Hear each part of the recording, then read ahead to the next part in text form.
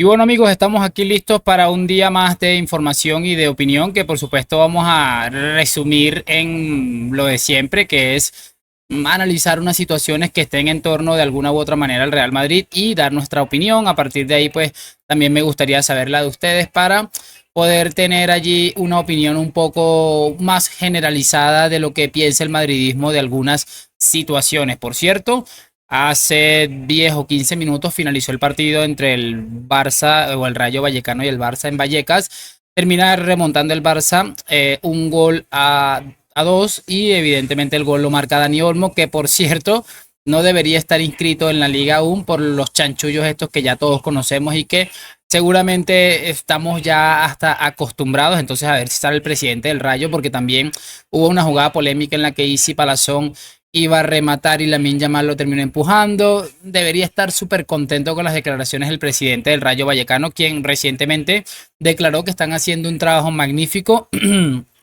Pero bueno, como siempre les digo, ya deberíamos estar hasta acostumbrados a tener esa situación allí en el tema del Fútbol Club Barcelona y sobre todo de los clubes que siempre están colocándole ahí la carita para que se las estén bofeteando a cada rato. Es que es sencillamente increíble, solo al alcance del Negreira Fútbol Club y que bueno, no se puede cabrear, puede ver, puede decir, puede opinar, pero la sensación que queda, muchachones, es que aquí no hay nada que hacer y que esta gente va a seguir haciendo lo que se le venga en gana, porque llevan haciéndolo más de 20 años y lo van a seguir haciendo. También hubo un par de jugadas en las que por lo menos era revisable las situaciones como la que pasó con Ferland Mendy, tipos de agresiones sin balón, cositas, y aquí no ha pasado absolutamente nada. Es que es sencillamente increíble y por eso les digo, muchachos, que aquí deberíamos tener en cuenta que ya no desgastarnos porque es realmente increíble. Y hablando de no desgastarnos, esta mañana se supo una información que el Athletic Club está haciendo averiguaciones para verificar algunas situaciones que están en torno al Fútbol Club Barcelona, como por ejemplo la inscripción de Íñigo Martínez, quien jugó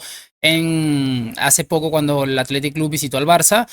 Y se dice que, bueno, van a impugnar el partido por una alineación indebida en la que participó Íñigo Martínez y a ver si sale algo. Yo les voy a decir la verdad y lo que pienso y trato siempre de hacerlo. Creo que es una excelente manera de decir las cosas. Yo no me espero absolutamente que vaya a suceder nada. Creo que ustedes tampoco y ya deberíamos estar hasta acostumbrados a estas situaciones, pero aquí hay algo muy importante y es el respeto que debemos tenerle a una institución que está haciendo frente a todos estos corruptos que están haciendo con el fútbol español, pues lo que se le venga en gana. Repito, aquí no va a pasar nada, sobre todo en este tipo de situaciones en las que esos temas de impugnar partidos, eso casi siempre, nunca o casi nunca, yo no recuerdo una vez que haya llegado algo. Y bueno, evidentemente ahí tenemos esa situación. Creo que al Madrid le pasó una vez en la Copa del Rey con Cheriset, no recuerdo muy bien, pero para que tengan una idea y no creo que vaya a suceder nada. Realmente no creo que vaya a suceder nada por el tema de que es el Fútbol Club Barcelona y sabemos cómo va la cosa. Pero como les digo, mucho honor al Athletic Club de Bilbao que está haciendo frente a estos corruptos degenerados. Muchachos, quiero que toquemos un tema muy rápidamente que va relacionado con Carlo Ancelotti y Fede Valverde. Y es que, bueno, según el diario Marca, en resumiendo un poco lo que se pudo saber, Ancelotti le ha pedido que sea más arrogante y menos humilde. Ojo, que no se malinterprete esto, una cosa no tiene nada que ver con la otra, lo deportivo no tiene nada que ver con otras cosas, pero lo que le ha pedido Carlo Ancelotti a Fede es que sea más arrogante a la hora de jugar al fútbol. Quiero decir que sea menos humilde, intente menos, es tal vez porque brinda mucho apoyo al equipo, pero que también cuando tenga oportunidades de ser él el centro de atención, de atracción, cuando tenga la oportunidad de rematar, que remate, es básicamente lo que he estado entendiendo, debido a que Fede Valverde, Ancelotti ve mucho futuro en Fede Valverde, pero que siente que le hace falta tal vez ese tema, como es que la palabra creo que es la ideal, arrogancia futbolística a la hora de tomar decisiones para el rematar, para tomar galones del equipo y concretar jugadas, tiros libres, como lo vimos hace poco, que se filtró la imagen o se vio la imagen a través de Movistar, que Ancelotti le dijo, Fede, pégale al arco, y después le dijo, te lo dije, porque es que Fede Valverde es un futbolista que ya está para dar ese salto definitivo de ser seguramente el mejor centrocampista del mundo, ahí con Bellingham. Podemos colocar cualquier otro centrocampista que ustedes quieren, pero yo hablo de lo que veo y hablo de Fede Valverde como uno de los mejores a día de hoy. Así que bueno, veremos cuál es la evolución que tiene Fede. Lo cierto es que Ancelotti muy contento con Fede y dándole consejos. Recuerden que la última vez que se aconsejaron, entre comillas, Fede Valverde terminó marcando una cantidad de goles importantes y bueno, ya esta temporada lleva dos, el que le marcó a la Atalanta en la final de la Supercopa y el que marcó en el partido anterior que abrió la lata ante Osasuna en el Bernabéu. Perdón, ¿era el Osasuna? No, era el equipo de Arrasate. Bueno, ya ahorita mismo no lo recuerdo. En fin, muchachos, quiero que hablemos un poco de otras situaciones que han estado sucediendo, porque es cierto que han pasado muchas cosas a través de los días y entre esas cosas estuvimos viendo mmm, cómo el madridismo ha estado cayéndole en muchos aspectos a Ancelotti, al Real Madrid como tal, por el tema de Brahim Díaz. Y es que se han publicado varias cosas y entre esas cosas, muchachones, algo de lo que me llama la atención es lo siguiente. Brahim Díaz desde su regreso al Real Madrid acumula 13 goles y 10 asistencias en 2097 minutos. El promedio de todo esto es que de 91,1, es decir, produce un gol, ya sea con asistencias o marcándole el mismo cada 91,1 minutos, es decir, un gol por partido prácticamente producido.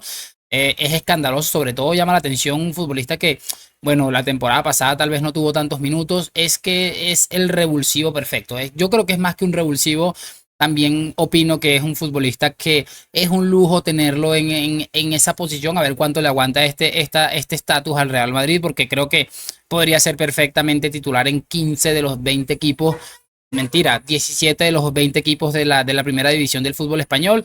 Y bueno, ahí está asumiendo ese rol. Y lo cierto es que hay mucha gente diciéndole que le dé más galones a Brahim y le reste un poco a Rodrigo. Pero no sé, yo creo que Rodrigo, con todo lo que aporta Brahim, y repito, que me parece más que un revulsivo, además me parece que es más que un lujo tenerlo allí en ese estatus actual en la plantilla. A mí me da la sensación de que Rodrigo a día de hoy es más que Brahim.